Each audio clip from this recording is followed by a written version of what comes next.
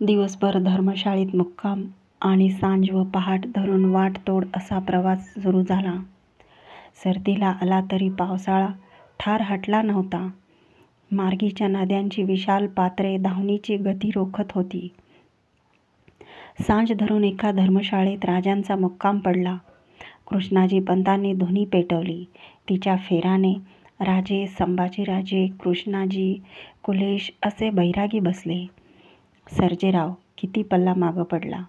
राजांनी धुनीच्या उसळत्या ज्वालांकडे बघत भोल्याचा वेश घालून बसलेल्या सर्जेराव जिध्यांना विचारले.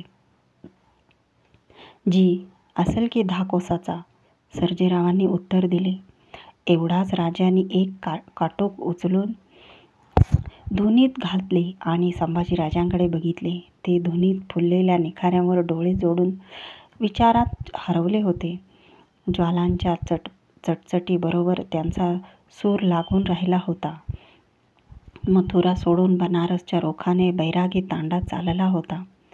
सारेजण चटकी पावले उचलीत होते. नकळत संभाजीराजे मागे पडत होते. बोलत पुढे गेलेले राजे मग एकदम थबकत होते. तांडा थांबत होता. सगळ्यांचा मेळचोळ होऊन पुन्हा वाटतोड सुरू होत होती. थकलात? राजांनी प्रश्न करून संभाजीराजांची तंद्री तोडली. जी नाही. कसल्या तरी निर्धारी मनसुब्याने चालते राजे एकाएकी थांबले. त्यांच्या कपाळीचे भस्मपट्टे आखरसले. चर्या निर्धारी झाली. घामाने डवरलेल्या लालावलेल्या संभाजीराजांच्याकडे त्यांनी नजरजोड बघितले.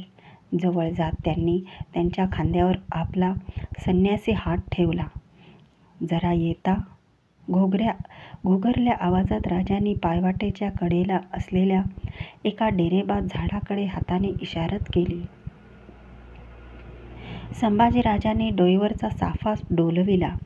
ते दोघेही पितापुत्र झाडाच्या घेराखाली आले. तांडा पायवाटेवर उभा राहिला. राजांच्या मनी काय आहे याचा कोणालाच अंदाज येईना. आमचं एक ऐकता? राजांचा हा आवाज नेहमीपेक्षा वेगळा होता. जी. काही क्षण खोळंबले. मनीत बांधलेले संभाजीराजांच्या कानी घालताना आजवर राजांना कधीच शब्द धुंडाळावे लागले नव्हते. आज ते करणे पडले. पल्ला लांबचा आहे. राजे थांबले. आपसुकच. जी. तुम्ही थांबता? राजांनी संभाजीराजांचे दोन्ही खांदे हातपकडीने एकदम घट्ट आवळले. शब्दांपेक्षा ती पकडच खूप बोलकी वाटली. संभाजीराजांना ते दोघे पितापुत्र एकमेकांचे डोळे पाजळल्या पोतांसारखे एकमेकास भिडून एका क्षणात उदंड बोलून गेले. ज्योत ठिणगीला समजावून गेली एकाच हातपकडीतून. जी. आज्ञा. कुठून तरी आलेला तोफगोळा रिकाम्या तोफगाड्यावर आदळताना ठणकावा तसे संभाजीराजे निर्धारी बोलले. ते ऐकताना राजांचे डोळे पाणथरून आले. चंदावलीचा फुल्ला स्वार ऐन धुमाळीत हत्यारमार करीत हरोलीला यावा तसा एक विचार राजांच्या मनातील सगळे पेच दूर हटवीत वर आला. खरंच आमची काळीजच यांच्या रूपानं कुणीतरी सोनरसात डुबवून ते आम्हास आपल्या सावळ्या हातांनी पेश केले आहे.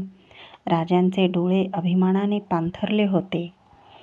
सावळे हात ऐकला जीव. क्षणातच राजांचे पुरे भान सुन्न झाले. चला. संभाजीराजांच्या खांदावळवीवर हात ठेवून राजे झाडांच्या घेराखालून तांड्याकडे चालले. कृष्णाजी पंत बडे ध्यान से सुनो. तांड्यात येताच राजे कृष्णाजी पंतांना जरा बाजूला घेऊन मन बांधून निर्धाराने बोलले.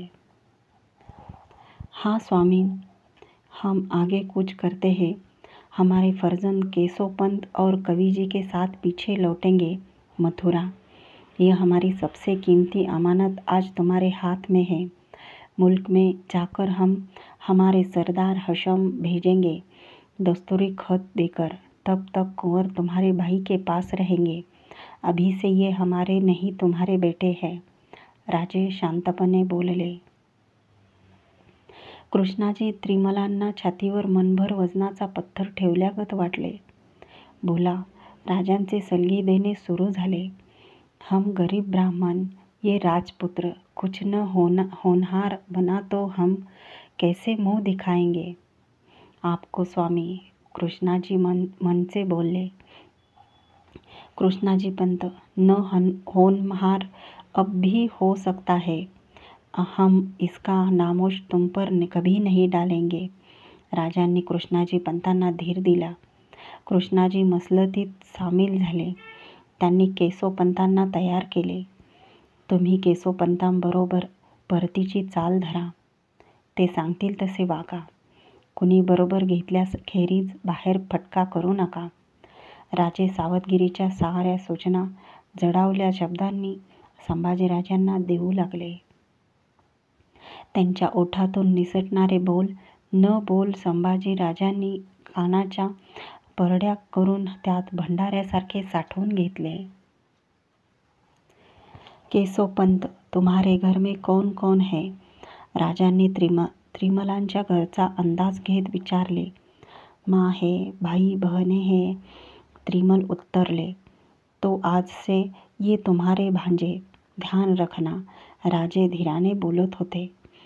संभाजीराजांच्या मनाचे सोनपान वाऱ्याच्या सपक्याबरोबर भोलकांडत कुठेतरी दूर जाऊ बघत होते.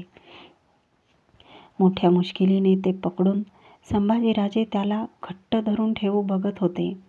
दिंडीची पालखी बाहेर पडताना झांजा, मृदुंग, टाळ, तसा तास यांचा न कळणारा कल्लोळ उठावा, तसा त्यांच्या मनात कल्लोळ उठला होता.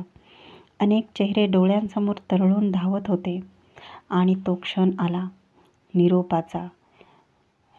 शिबडातील लोटक्यात दही होताना चहू अंगाने विरजण साकवटत येते तसे राजांचे मन दाटून आले. आता धीर पुरुषाला आपल्या घशाच्या घाटीच्या रंजोकीत खिळा ठोकल्यागत वाटू लागले. शब्दांनी नकळतच चिलखते चढविली. भावनांचे भरोस काळजावर खडे झाले. राजांनी आपल्या काळजाच्या भोसलाई तुकड्यांचे खांदे थरथरत्या हातांनी थोपटले. भवानीच्या 2 डोळ्यांसारखेच ते पितापुत्र दिसत होते. 2 वाटणारे पण जे काही भोगायचे असेल ते एकवटून भोगणारे एकजोड झालेले. राजांनी झोळीत हात घालून एक सोन्याची छोटेखानी शिवपिंडी बाहेर काढली. त्यांचे स्फटिक शिवलिंग हिरोजी बरोबर मागे राहिले होते, म्हणून त्यांनी पूजेसाठी ही खरीदली होती. शिवपिंडी संभाजीराजांच्या ओंजळीत देत राजे म्हणाले, आता सूर्याचा आणि दिवट्याचा मुजरा हिला करत चला. कमी बोला, हिच्यावर भरोसा ठेवा. ओंजळीत बैरागी शिवाची बैरागी आबासाहेबांनी दिलेली सोनपिंडी घेऊन संभाजीराजे त्यांच्याकडे बघू लागले. तटबंदीच्या घडीव दगडावर धुक्याचे क्षणात पाणथेंब तरारून उठावेत तसे त्यांचे डोळे भरून आले. बाहुल्याच्या पाखरांचे पंख चिंब झाले. उठलेले मोती गालावरून उघळत छातीवर कोसळले. ओंजळीतील शिवपिंडी छातीला भिलकती धरून संभाजीराजांनी पुढे होत गुडघे भुईला टेकले. आपले बैरागी कपाळ त्या चक्रवर्ती संन्याशाच्या पायावर टेकविले.